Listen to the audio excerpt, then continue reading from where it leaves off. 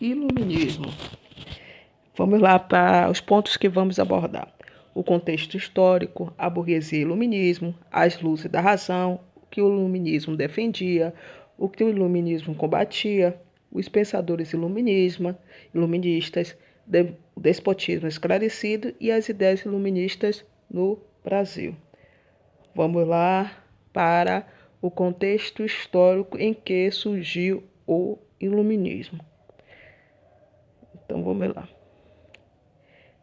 Ele surgiu, foi um pensamento ocidental, na Europa Ocidental, no século XVIII, né? Então, tinha uma construção da racionalidade, o mundo físico dos fenômenos deixavam de ser justificado pela religião e passava a ser explicado pela razão. Então, significou esse momento uma grande transformação na sociedade, na forma de como as pessoas pensavam. A burguesia foi uma classe social fundamental para para o iluminismo, para esse movimento. Eles criticavam o antigo regime, eles queriam um Estado forte, poderoso e tinha que ser rico. Eles precisavam expandir as atividades capitalistas e, para expandir, precisava dar liberdade e poder à burguesia. As luzes da razão. O ser humano torna-se produtor do conhecimento. Então, esse é o ponto importantíssimo para o iluminismo. Então, ele buscava encontrar a verdade. Então, para chegar à verdade era a partir do conhecimento, da razão, né, em todos os sentidos. Então, era um ponto importantíssimo para o iluminismo. Segundo ponto. A enciclopédia foi importantíssimo porque reunia vários elementos, vários autores, vários pensadores em um livro só. Então, isso foi muito importante para a difusão do conhecimento iluminista naquele período. E os responsáveis pela criação da enciclopédia foi Diderot e D'Alembert. Então, foi um marco nessa época. Esclarecer é educar. Então, a educação passou a ser valorizada e a ciência também. Então, passou a ter um gigantesco poder de explicar o funcionamento do universo, das relações sociais, do poder. Então, tudo isso era a partir da educação. Então, nesse momento, passa a ter uma verdadeira valorização da educação, do conhecimento, das universidades, das escolas, são importantíssimos. E alguns pontos defendidos pelo iluminismo: a igualdade jurídica, que todos são iguais perante a lei, a tolerância religiosa e filosófica, a liberdade pessoal e social das pessoas, o direito à propriedade privada e a defesa do contrato social como mediador das relações sociais, o contrato entre governante e governado.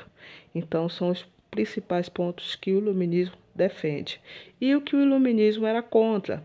Então, eles eram contra o poder absoluto do rei, que é o absolutismo monárquico, o mercantilismo e a intervenção do Estado na vida econômica, né? As teses do direito divino dos reis também eles eram contra, e a participação política da igreja na vida pública. Eles também achavam que tinha que ser separado. Então, são os pontos combatidos pelo iluminismo. Então, os pensadores iluministas, um deles foi Montesquieu, que criou os três poderes: o legislativo, executivo e judiciário. É preciso que o poder limite o poder. Era uma frase criada por Montesquieu. Então, é o equilíbrio entre os poderes para que não haja exagero de nenhum poder. Então, esse modelo é utilizado até hoje em vários países, inclusive aqui no Brasil. Vamos para o próximo. Então, Voltaire, ele criticava a igreja, a liberdade de pensamento. Posso não concordar com nenhuma das palavras que você diz, mas defenderei até a morte o direito de você dizê-las. Então, era a liberdade do pensamento, a liberdade da pessoa falar o que pensa, o que acha, e ele era o que mais criticava a igreja, né? E era a favor do pensamento, a liberdade do pensamento das pessoas.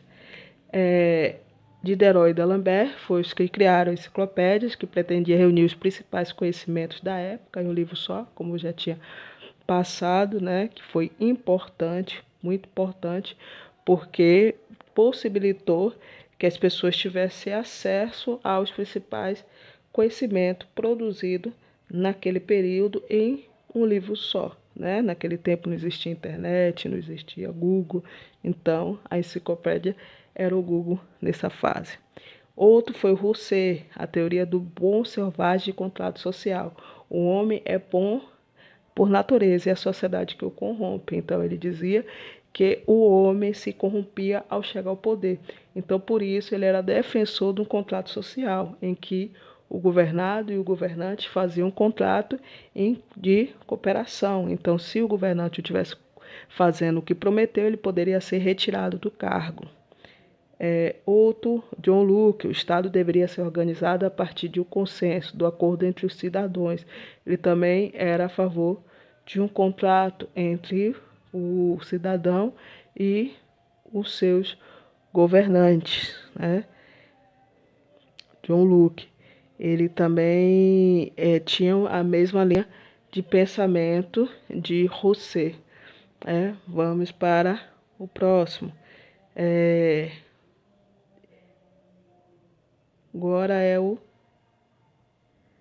pensador iluminista, e tinha François Kernan, pregava a implantação de um capitalismo agrário baseado no aumento da produção agrícola, né? Então, ele já uma linha totalmente diferente dos outros, eles eram mais voltados para a questão agrária, da produção, né? Aumento da produção agrícola, com também outro também Adam Smith, que ele defendia o livre jogo de oferta e procura, que é o liberalismo econômico. Então, o Estado não poderia intervir na economia.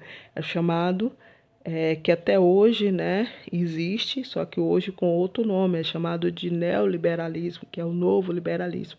Então, Adam Smith que criou essa teoria, que o Estado ele tem que ser independente, não pode ter vínculo com o Estado. Despotismo esclarecido. Os governantes absolutistas de alguns países europeus adotaram certos princípios do iluminismo.